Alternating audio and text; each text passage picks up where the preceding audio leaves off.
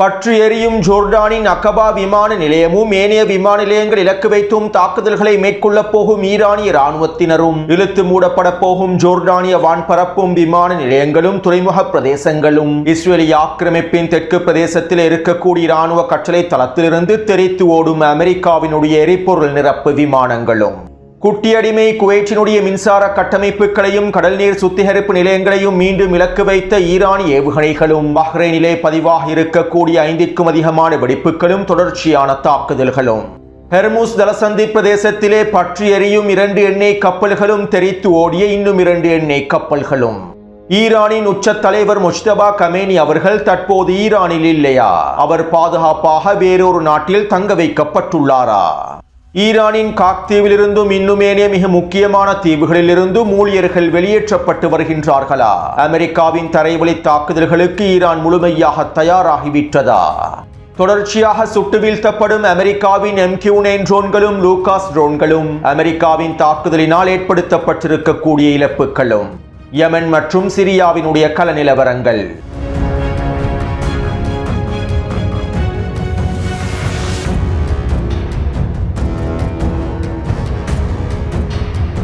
இன்று மதியம் வெளியிட்ட காணொளியை பார்வையிடாதவர்கள் அவசரமாக கீழே இருக்கக்கூடிய லிங்கினை பயன்படுத்தி குறித்த காணொளியை பார்வையிடுங்கள். அப்போதுதான் செய்திகளுடைய தொடர்ச்சியை உங்களுக்கு தெளிவாக புரிந்து கொள்ள முடியும். அத்தோடு சிரியாவினுடைய எலப்போ பிரதேசத்திலே பதற்ற நிலைமையானது உச்சக்கட்டத்தை அடைந்துள்ளது. எலப்போ பிரதேசத்தில் நடைபெற்று வரக்கூடிய மோதல்கள் தொடர்பான காணொளிகளை டெலிகிராம் சேனலில் பதிவிட்டிருந்தேன். அதாவது தம்பி ஜூலானியின் தக்ஃபீரி படைக்குழுக்களுக்கிடையிலேயே இந்த மோதல்கள் வெடித்துள்ளன. மேலும் இந்த மோதல்களை தொடர்ந்து எலப்போ பிரதேச இருக்கக்கூடிய மக்களும் தக்ஃபீரி ஜூலானியினுடைய படைக்குழுக்களுக்கு எதிரான தாக்குதல்களை மேற்கொண்டுள்ளார்கள். சிரியாவின் களத்திலே தக்ஃபீரி ஜூலானிக்கும் அவருடைய நண்பர் தக்ஃபீரி சுஃபியானுக்கும் இடையிலே நடைபெற்று வரக்கூடிய அதிகார மோதல் தொடர்பாக நான் முன்னைய காணொளிகளில் தெளிவாக குறிப்பிட்டுள்ளேன். இதற்கமைவாகவே ஜூலானியின் தக்ஃபீரி படைக்குழுவுக்குள்ளே மோதல்கள் வெடித்துள்ளன. ஜூலானியின் தக்ஃபீரி படைக்குழுக்களிலே இருக்கக்கூடிய சிலர் சுஃபியானின் தக்ஃபீரி ISIS பயங்கரவாதத்திற்கு முழுமையான ஆதரவை வழங்குகின்றார்கள். மேலும் இவர்களே ஜூலானியின் படைக்குழுக்களுக்கு எதிரான தாக்குதல்களை மேற்கொண்டுள்ளார்கள். இதைத் தொடர்ந்தே குறித்த பிரதேசத்தில் பதற்றம் உச்சக்கட்டத்தை அடைந்துள்ளது. இந்த மோதலை தொடர்ந்து எலப்போ பிரதேசத்தில் இருக்கக்கூடிய மக்களும் ஜூலானியின் தக்ஃபீரி படைக்குழுக்களுக்கு எதிராக தாக்குதல்களை மேற்கொண்டுள்ளார்கள். இதனால் தற்போது குறித்த பிரதேசத்தை நோக்கி ஜூலானியினுடைய உள்துறை அமைச்சகத்தின் பல தக்ஃபீரி படைக்குழுக்கள் அனுப்பி வைக்கப்பட்டிருப்பதாகவும் தெரிவிக்கப்படுகின்றது. இருப்பினும் நிலைமைகளை கட்டுப்பாட்டுக்குள் இன்னும் கொண்டுவர முடியவில்லை என்றும் சிரியாவினுடைய ஊடகங்கள் தெரிவிக்கின்றன. அதே போன்று இதிலிப் பிரதேசத்திலும் மோதல்கள் விரிவடைந்து வருகின்றன. இதிலிப் பிரதேசத்திலே ஜூலானிற்கு எதிரான ஆர்ப்பாட்டங்கள் மோதல்களாக விரிவடைவதற்கான வாய்ப்புகள் அதிகமாக இருப்பதாகவும் தெரிவிக்கப்படுகின்றது. அடுத்து யமனின் களத்திலே உச்சக்கட்ட பதற்ற நிலைமையானது தொடர்கின்றது. மேலும் யமன் ஹவுதி இராணுவத்தினர் அடிமை சவுதி அரேபியாவுக்கு எதிராக சவால் விடுத்திருந்தார்கள். இதற்கமைவாக யமன் ஹவுதி இராணுவத்தினர் சர்வதேச சனா விமான நிலையத்தினை முழுமையாக திறந்துள்ளார்கள். அதே நேரம் சவுதி அரேபியாவினால் இதனை தடுத்து நிறுத்தவும் முடியவில்லை. குறித்த விமான நிலையத்தை இலக்கு வைத்து சவுதி அரேபியா தாக்குதல்களையும் மேற்கொள்ளவில்லை. அத்தோடு நேற்றைய தினமே யமனினுடைய களத்தில் சவுதி அரேபியாவின் கூட்டுப்படைகளுக்கு எதிராக தாக்குதல்களை ஆரம்பிப்பதற்கு யமன் ஹவுதிகள் திட்டமிட்டிருந்தார்கள். இருப்பினும் ஈரானுக்கும் அமெரிக்காவுக்கும் இடையிலான போரானது அடுத்த கட்டத்தை நோக்கி விரிவடைந்து செல்வதனால் இந்த தாக்குதல்களை நேற்றைய தினம் ஆரம்பிக்கவில்லை என்றும் களத்தில் இருக்கக்கூடிய ஊடகவியலாளர்கள் கருத்துக்களை பதிவிட்டிருந்தார்கள். அது மட்டுமல்லாமல் நேற்று காலை சவுதி அரேபியாவின் பாதுகாப்பு அமைச்சகத்தின் மிக முக்கியமான தலைமைகள் பாகிஸ்தானோடு பேச்சுவார்த்தைகளை மேற்கொண்டிருப்பதாகவும் சவுதி அரேபியாவை இலக்கு வைத்து தாக்குதல்களை மேற்கொள்ள வேண்டாம் என்றும் பதற்ற நிலைமையை தணிப்பதற்கான வேலை திட்டங்களை மேற்கொள்வதற்கு சவுதி அரேபியா தயாராக இருப்பதாகவும் யமனின் சர்வதேச சனா விமான நிலையத்தை இலக்கு வைத்து நாங்கள் இதற்கு பிறகு தாக்குதல்களை மேற்கொள்ளப் போவதில்லை என்றும் ஈரானுக்கு செய்திகளை அனுப்புமாறும் யமன் ஹவுதி இராணுவத்தின் தாக்குதல்களை நிறுத்துமாறும் கோரிக்கைகளை முன்வைத்துள்ளார்கள். பாகிஸ்தானிய அடிமை மத்தியஸ்தர்களை பயன்படுத்திய சவுதி அரேபியா இந்த செய்திகளை ஈரானுக்கு அனுப்பி வைத்துள்ளது. அதாவது யமன் ஹவுதிகளுக்கு எதிரான வான்படை முற்றுகையை முடிவுக்கு கொண்டு வருவதாகவே அடிமை சவுதி அரேபியாவினுடைய தலைமைகள் பாகிஸ்தான் வழியாக ஈரானுக்கு தெரிவித்துள்ளார்கள். ஆனால் அதே நேரம் யமனின் களத்தில் இருக்கக்கூடிய சவுதி அரேபியாவினுடைய கூட்டுப்படைகள் யமன் ஹவுதி இராணுவத்திற்கு எதிரான தாக்குதல்களை தொடர்ச்சியாக மேற்கொள்வதாகவும் சனா சர்வதேச விமான நிலையத்தை இலக்கு வைத்து தாக்குதல்களை மேற்கொள்வதற்கு தயாராக இருப்பதாகவும் அறிவித்துள்ளார்கள். இதனால் தற்போது யமனின் களத்திலே பதற்ற நிலைமையானது அதிகரித்துள்ளது. மேலும் சவுதி அரேபியாவினுடைய கூட்டுப்படைகளுக்கு எதிரான தரைவழி தாக்குதல்களை யமன் ஹவுதி இராணுவத்தினர் சரியான நேரத்தில் ஆரம்பிப்பதற்கு தயார் நிலையில் இருப்பதாகவும் இதற்கான சில சமிஞைகள் கிடைக்க பெறும் வரை காத்திருப்பதாகவும் யமனின் களத்திலே இருக்கக்கூடிய சில ஊடகவியலாளர்கள் கருத்துக்களை வெளியிட்டுள்ளார்கள். அடுத்து தற்போதைய போர்க்களம் தொடர்பாக அமெரிக்காவுக்கும் ஈரானுக்கும் இடையிலான அடுத்த கட்ட போர் தொடர்பாக மிக முக்கியமான இராணுவ ஆய்வாளர்களில் ஒருவரான பேராசிரியர் ஜான் மேஷைமர் அவர்கள் இவ்வாறு தெரிவித்துள்ளார். அமெரிக்காவும் இஸ்ரேலும் தங்களுடைய ஒவ்வொரு நோக்கத்திலும் மிகப்பெரிய தோல்விகளையே சந்தித்துள்ளன. ஈரானுக்குள்ளே ஆட்சி மாற்றத்தை ஏற்படுத்துவதில் இவர்கள் தோல்வியடைந்துள்ளார்கள். செறிவூட்டப்பட்ட யுரேனியத்தினை முடிவுக்கு கொண்டு வருவதில் தோல்வியடைந்துள்ளார்கள். செறிவூட்டப்பட்ட யுரேனியத்தினை கைப்பற்றுவதிலும் தோல்வியடைந்துள்ளார்கள். ஈரானின் ஏவுகணை திறன்களையும் ட்ரோன் உற்பத்தி திறன்களையும் முடக்குவதிலும் தோல்வியடைந்துள்ளார்கள். ஹமாஸுக்கும் ஹிஸ்புல்லாவுக்கும் ஏனைய எதிர்ப்பற்றுகளுக்குமான ஈரானுடைய உதவிகளை முடக்குவதிலும் தோல்வியடைந்துள்ளார்கள். அதாவது இஸ்ரேல் தற்போது உண்மையான சிக்கலில் இருக்கின்றது. இந்த சிக்கலிலே அமெரிக்காவும் முழுமையாக சிக்கிக் கொண்டுள்ளது. ஈரானினுடைய அணுசக்தி திட்டத்தினை அமெரிக்காவினாலும் இஸ்ரேலினாலும் முடக்க முடியவில்லை. இதனால் ஈரான் அணு ஆயுதங்களை பெற்றுக் கொள்வதற்கான சாத்தியக்கூறுகள் அதிகமாகவே இருக்கின்றன. தற்போதைய போர்க்களமானது அணு ஆயுத போரை நோக்கியே நகர்ந்து கொண்டிருக்கின்றது.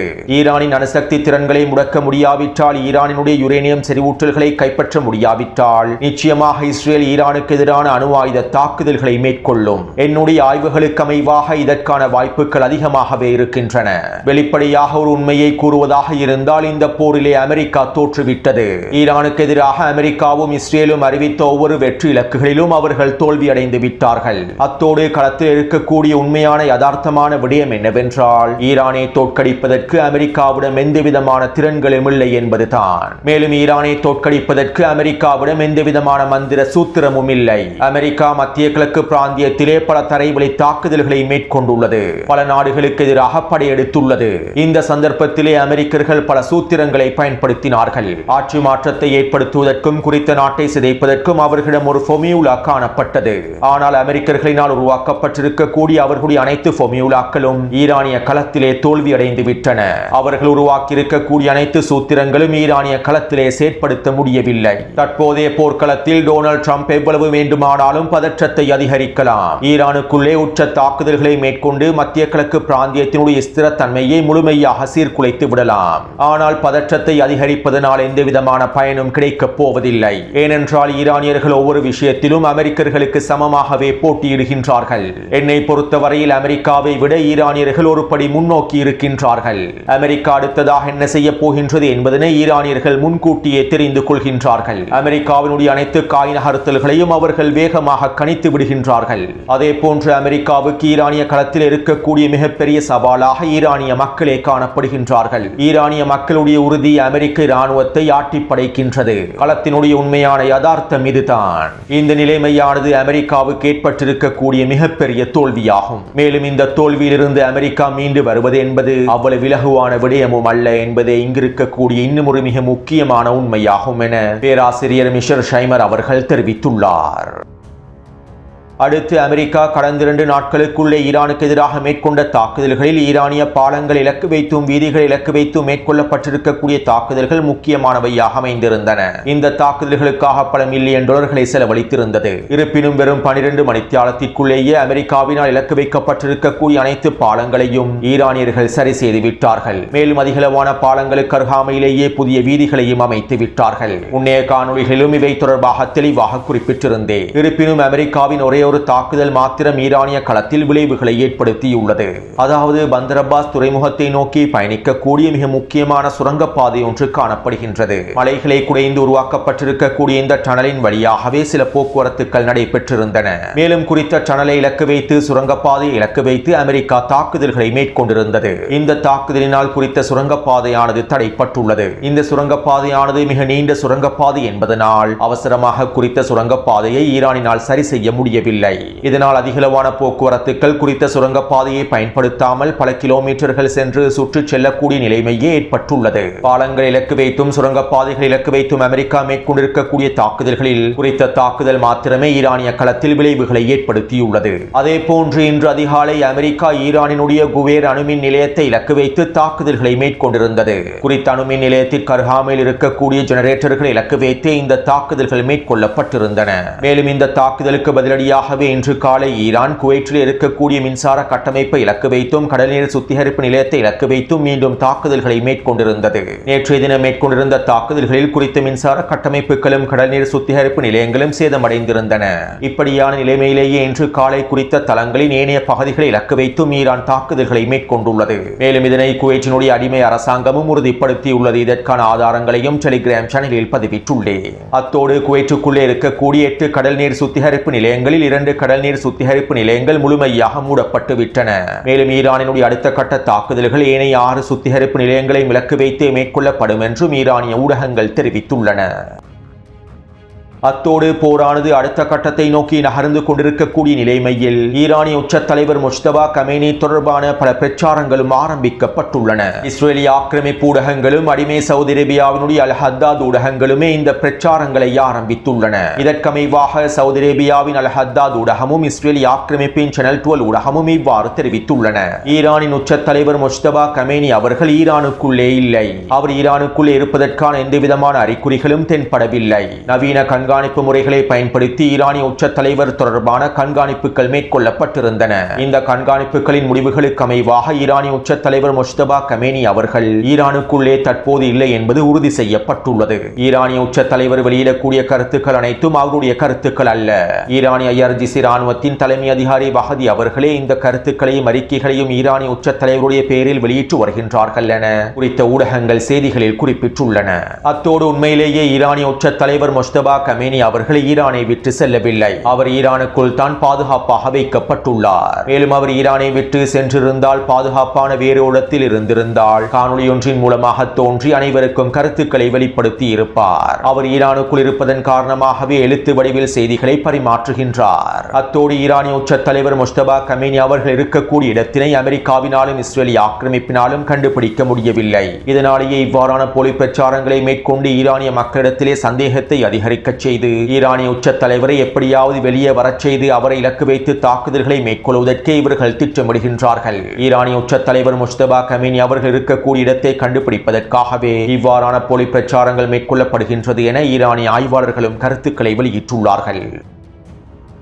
அடுத்து ஈரான் அமெரிக்காவினுடைய ட்ரோன்களை தொடர்ச்சியாக சுட்டு வீழ்த்தி வருகின்றது.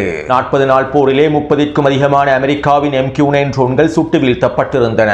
மேலும் கடந்த 5 நாட்களுக்குள் மாத்திரம் 4க்கும் அதிகமான MQ-9 ட்ரோன்கள் சுட்டு வீழ்த்தப்பட்டுள்ளன. இதற்கமைவாக இன்றைய தினமும் ஒரு MQ-9 ட்ரோனானது சுட்டு வீழ்த்தப்பட்டுள்ளது. அமெரிக்காவிடம் இருக்கக்கூடிய விலை உயர்ந்த அதிநவீன ட்ரோன்களில் ஒன்றாகவே இந்த MQ-9 ட்ரோன்கள் காணப்படுகின்றன. மேலும் இந்த ட்ரோன்களை ஈரானிய வான் பாதுகாப்பு படைப்பிரிவினர் தொடர்ச்சியாக சுட்டு வீழ்த்தி வருகின்றார்கள். அதே போன்று அமெரிக்கா ஈரானுக்கு எதிராக தொடர்ச்சியாக குறைந்த விலையில் உற்பத்தி செய்யப்பட்டிருக்கக்கூடிய லூகாஸ் ட்ரோன்களையும் பயன்படுத்துகின்றது. மேலும் இந்த லூகாஸ் ட்ரோன்களையும் ஈரானிய வான்பரப்பிலே வான் பாதுகாப்பு படைப்பிரிவுகளினால் சுட்டு வீழ்த்தப்பட்டு வருகின்றன.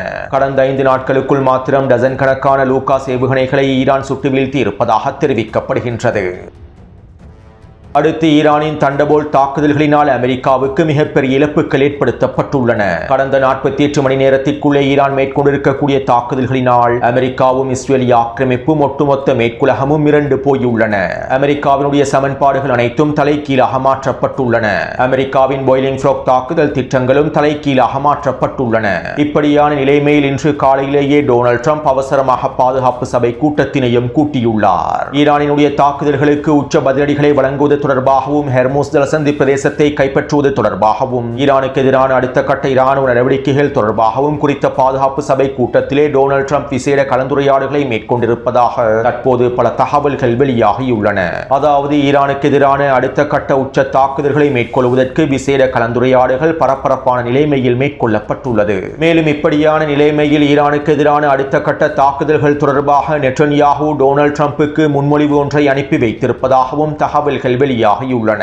இவை தொடர்பாக இஸ்ரேலிய ஆக்கிரமிப்பு அதிகாரிகள் இஸ்ரேலிய ஆக்கிரமிப்பு ஊடகங்களிடம் இவ்வாறு தெரிவித்துள்ளார்கள். ஈரானுக்குள்ளே உச்சக்கட்ட தாக்குதல்களை மேற்கொண்டு ஈரானுக்கு எதிரான தாக்குதல்களை விரிவாக்குவதற்கு அமெரிக்கா எல்லாவிதமான தயார்படுத்தல்களையும் மேற்கொண்டு வருகின்றது என்பது எங்களுக்கு நன்றாகவே தெரியும். மேலும் இது தொடர்பான தகவல்களை அமெரிக்கா எங்களோடு பகிர்ந்து கொண்டுள்ளது. இந்த வாரத்திலே நாங்கள் அடைந்திருக்கக்கூடிய இழப்புகளுக்கு அடுத்த வாரம் நாங்கள் உச்சக்கட்ட பதிலடிகளை வழங்க வேண்டும். இதற்கு இஸ்ரேலும் முழுமையாக தயாராகிவிட்டது. இதற்கமைவாக ஈரானுக்கு எதிரான அடுத்த கட்ட தாக்குதல்களில் இஸ்ரேலும் பங்கு பற்றுவதற்கான முன்மொழிவுகள் சமர்ப்பிக்கப்பட்டுள்ளன. மேலும் விரைவில் ஈரானுக்கு எதிரான அமெரிக்காவின் அடுத்த கட்ட தாக்குதல்களில் இஸ்ரேலும் முழுமையாக பங்கு பற்றும் என குறித்த இஸ்ரேலிய ஆக்கிரமிப்பு அதிகாரி ஊடகங்களிடம் தெரிவித்துள்ளார். அதாவது ஈரானுக்கு எதிரான அடுத்த கட்ட உச்சக்கட்ட தாக்குதல்களில் அமெரிக்காவோடு இஸ்ரேலிய ஆக்கிரமிப்பு முழுமையாக களமிறங்கப் போகின்றது. இப்படியான நிலைமையில் ஈரான் காக் தீவிலும் அதற்கு அருகாமையில் இருக்கக்கூடிய இன்னும் பல தீவுகளிலும் ஹெர்முஸ் ஜலசந்தி பிரதேசத்திற்கு அருகாமையில் இருக்கக்கூடிய தீவுகளிலும் அதனுடைய ஊழியர்களை அவசரமாக வெளியேறுமாறு கட்டளைகளை பிறப்பித்திருப்பதாக தகவல்கள் வெளியாகியுள்ளன. அதிலும் குறிப்பாக காக் தீவில் இருக்கக்கூடிய ஊழியர்களையும் அவர்களுடைய குடும்ப உறுப்பினர்களையும் அவசரமாக வெளியேறிவிடுமாறும் ஈரானிய இராணுவம் தெரிவித்துள்ளதாக தகவல்கள் வெளியாகியுள்ளன. மேலும் கெஷம் தீவிலும் ஹெர்முஸ் ஜலசந்தி பிரதேசத்திற்கு அருகாமையில் இருக்கக்கூடிய இன்னும் ஏனைய தீவுகளிலும் இருக்கக்கூடிய ஊழியர்களும் அவர்களுடைய குடும்ப உறுப்பினர்களும் வெளியேறுவதற்கான சந்தர்ப்பத்தினை ஈரானிய இராணுவம் ஏற்படுத்தி இருப்பதாகவும் அடுத்த கட்ட தரைவழி தாக்குதலுக்காகவே இந்த தயார்படுத்தல்கள் மேற்கொள்ளப்பட்டு வருவதாகவும் தெரிவிக்கப்படுகின்றது. ஈரானின் கடற்கரை பிரதேசங்களை கைப்பற்றுவதற்கான ஹெர்முஸ் ஜலசந்தி பிரதேசத்தை கைப்பற்றுவதற்கான தரைவழி தாக்குதல் ஒன்றை அமெரிக்கா மேற்கொள்வதற்கு முழுமையாக திட்டமிட்டுள்ளது. இதற்கமைவாகவே ஈரானிய இராணுவத்தினர் இதற்கான அடுத்த கட்ட தயார்படுத்தல்களை மேற்கொண்டு வருகின்றார்கள். மேலும் இது தொடர்பாக இன்றைய தினம் ஈரானிய கடற்படை தளபதிகளில் ஒருவர் இவ்வாறு தெரிவித்துள்ளார். அமெரிக்கா எங்களுக்கு எதிரான ஒரு மிகப்பெரிய தரைவழி தாக்குதல் ஒன்றை மேற்கொள்ளப் போகின்றது. இந்த சாத்தியமான தரைவழி தாக்குதலுக்கு எதிராக ஈரான் முழுமையாக தயாராகவே இருக்கின்றது.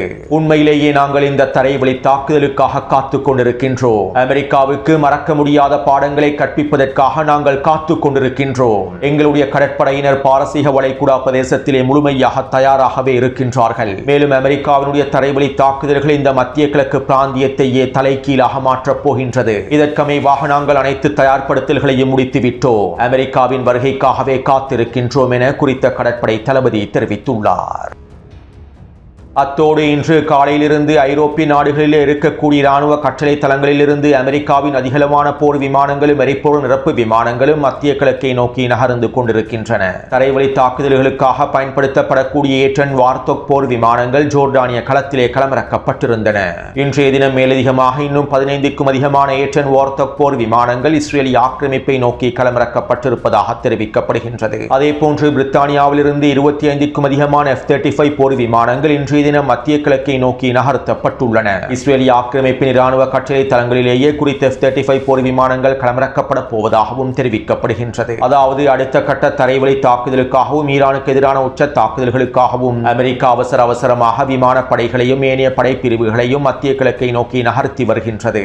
அத்தோடு ஹெர்முஸ் ஜலசந்தி பிரதேசத்திலே அமெரிக்க கடற்படையினுடைய முயற்சிகள் தொடர்ச்சியாக தோல்வியடைந்து வருகின்றன. இன்று காலையிலேயே அமெரிக்க கடற்படையினர் 4 எண்ணெய் கப்பல்களை ஹெர்முஸ் ஜலசந்தி பிரதேசத்தின் பழைய பாதையினூடாக நகர்த்துவதற்கு திட்டமிட்டார்கள். இருப்பினும் குறித்த 4 கப்பல்களை இலக்கு வைத்தும் ஈரானியர்கள் தாக்குதல்களை மேற்கொண்டிருந்தார்கள். இதில் 2 கப்பல்களில் மிகப்பெரிய சேதங்கள் ஏற்படுத்தப்பட்டிருந்தன.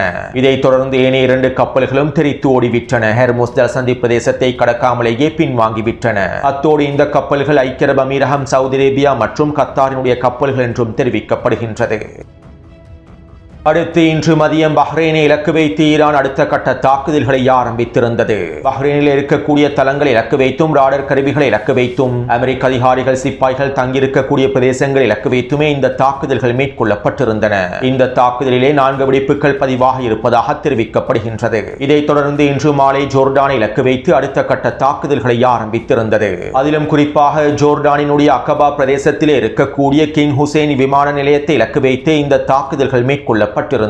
இஸ்ரேலிய ஆக்கிரமிப்பின் தெற்கு துறைமுகமான ஈலாட் துறைமுகத்திற்கும் ஜோர்டானினுடைய எல்லை பிரதேசத்திற்கும் அருகாமையிலேயே இந்த அக்கபா விமான நிலையமும் அக்கபா துறைமுகமும் காணப்படுகின்றது. இவற்றை இலக்கு வைத்து ஈரான் அதிரடியான ஏவுகணை தாக்குதல்களை மேற்கொண்டிருந்தது. மேலும் ஆரம்ப கட்டமாக ஏவப்பட்டிருந்த ஏவுகணைகளை அமெரிக்காவும் இஸ்ரேலிய ஆக்கிரமிப்பும் ஜோர்டானிய வான் பாதுகாப்பு படைகளும் ஒன்றிணைந்து சுட்டு வீழ்த்தியுள்ளார்கள். இதைத் தொடர்ந்து 2வது கட்டமாக குறித்த அக்கபா விமான நிலையத்தை இலக்கு வைத்து ஈரான் தாக்குதல்களை மேற்கொண்டிருந்தது. இதன்போது குறித்த விமான நிலையத்தில் 2 வெடிப்புகள் பதிவாகியுள்ளன. இதைத் தொடர்ந்து தற்போது குறித்த விமான நிலையம் முழுமையாக இழுத்து மூடப்பட்டுள்ளது. அது மட்டுமல்லாமல் அக்கபா துறைமுகமும் முழுமையாக இழுத்து மூடப்பட்டுள்ளது. அத்தோடு ஜோர்டானிய அமெரிக்க தளத்தில் இருக்கக்கூடிய முக்கியமான அதிகாரிகளையும் சிப்பாய்களையும் அமெரிக்கா அவசரமாக ஹோட்டல்களையும் விடுதிகளையும் நோக்கி நகர்த்தி வருகின்றது. இதனால் அடுத்த கட்டமாக ஜோர்டானுக்குள் இருக்கக்கூடிய பல ஹோட்டல்களின் விடுதிகளும் இலக்கு வைக்கப்படும் என்றும் 40 நாள் போரின் போது பஹ்ரைனிலும் ஐக்கிய அரபு அமீரகத்திலும் ஈரான் மேற்கொண்ட தாக்குதல்களை போன்று ஜோர்டான் முழுவதும் தாக்குதல்கள் விரிவுபடுத்துவதற்கான வாய்ப்புகள் இருப்பதாகவும் தெரிவிக்கப்படுகின்றது. இதனால் ஜோர்டான் அதனுடைய ஒட்டுமொத்த வான்பரப்பையும் முழுமையாக இழுத்து மூடப் போவதாகவும் அனைத்து விமான நிலையங்களையும் முழுமையாக இழுத்து மூடப்படப் போவதாகவும் ஈரான் ஏனைய விமான நிலையங்களை இலக்கு வைத்தும் தாக்குதல்களை மேற்கொள்வதற்கான வாய்ப்புகள் இருப்பதாகவும் தெரிவிக்கப்படுகின்றது. அது மட்டுமல்லாமல் அமெரிக்கா இஸ்ரேலிய ஆக்கிரமிப்பின் தெற்கு பிரதேசத்தில் இருக்கக்கூடிய மிகப்பெரிய விமான கட்டளை தளமான ரமோன் விமான கட்டளை தளத்திலிருந்து அதிகளவான எரிபொருள் நிரப்பு விமானங்களை அவசரமாக வெளியேற்றி வருகின்றது. ஜோர்டான் இலக்கு வைத்து ஈரான் உச்ச தாக்குதல்களை மேற்கொள்வதனால் ரமோன் விமான கட்டளை தளத்தில் இருக்கக்கூடிய அதிகளவான எரிபொருள் நிரப்பு விமானங்கள் இலக்கு வைத்தும் தாக்குதல்களை மேற்கொள்வதற்கான வாய்ப்புகள் இருக்கின்றன. அல்லது இன்றிரவு மேற்கொள்ளக்கூடிய தாக்குதல்களில் ஈரானுக்கு எதிராக இஸ்ரேலிய ஆக்கிரமிப்பு நேரடியாக பங்கு பெற்றலாம். இந்த தாக்குதலை தொடர்ந்து ரமோன் விமான நிலையத்தை இலக்கு வைத்து ஈரான் உச்ச தாக்குதல்களை மேற்கொள்வதற்கான வாய்ப்புகளும் ஏற்படலாம். இதனாலேயே அமெரிக்கா குறித்த விமான கட்டளை தளத்தில் இருக்கக்கூடிய எரிபொருள் நிரப்பு விமானங்களை அவசரமாக வெளியேற்றி வருவதற்கான காரணமாகவும் அமைந்திருக்கலாம். எனவே இது எவ்வாறு இருப்பினும் இன்னும் 24 மணித்தியாலத்திற்குள் அல்லது 48 மணித்தியாலங்களுக்குள் அமெரிக்காவும் ஈரானுக்கு எதிரான உச்ச தாக்குதல்களை ஆரம்பித்துவிடும். மேலும் இதற்கு முன்பு இன்றிரவு ஈரானும் அடுத்த கட்ட உச்ச தாக்குதல்களை மேற்கொள்வதற்கான வாய்ப்புகள் இருக்கின்றன. ஈரானினுடைய ஆபரேஷன் தண்டர்போல்ட்டினுடைய அடுத்த கட்டம் ஆரம்பிக்கப்படுவதற்கான வாய்ப்புகள் அதிகமாகவே இருக்கின்றன. எனவே நாம் பொறுத்திருந்து பார்ப்போம். அத்தோடு இந்த காணொலி தொடர்பான கருத்துக்களை பதிவிடுங்கள். தொடர்ந்தும் என்னுடன் இணைந்திருங்கள். நன்றி, வணக்கம்.